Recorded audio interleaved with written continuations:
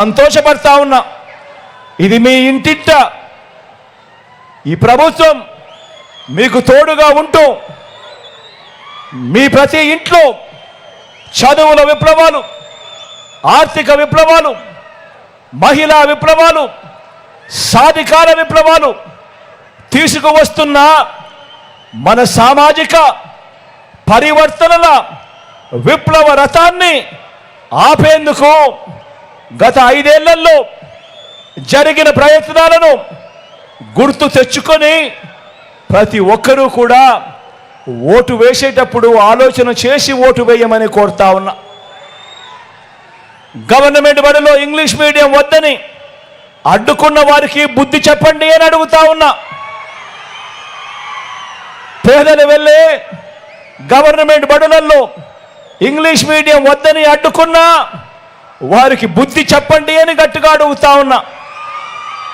పేదలకు ఇళ్ల స్థలాలు ఇస్తుంటే కులాల మధ్య సమతుల్యం దెబ్బతింటుందని ఏకంగా కోర్టులో కేసులు వేయించి మరి వాదించిన పార్టీల భవిష్యత్తుకు సమాధులు కట్టండి అని చెప్పి కోరుతా ఉన్నా. ఎస్సీ కులాలలో ఎవరైనా పుట్టాలనుకుంటారా అన్న వారికి రాజకీయ భవిష్యత్తు లేకుండా తీర్పునివ్వండి అని చెప్పి కోరుతా ఉన్నాను.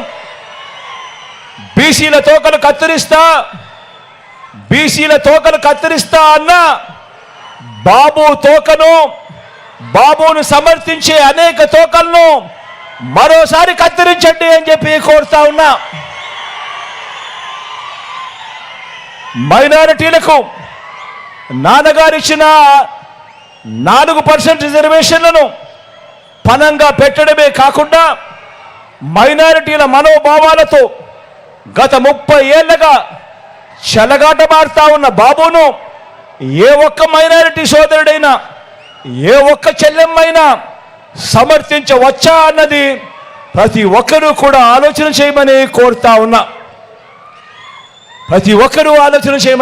ఉన్నా.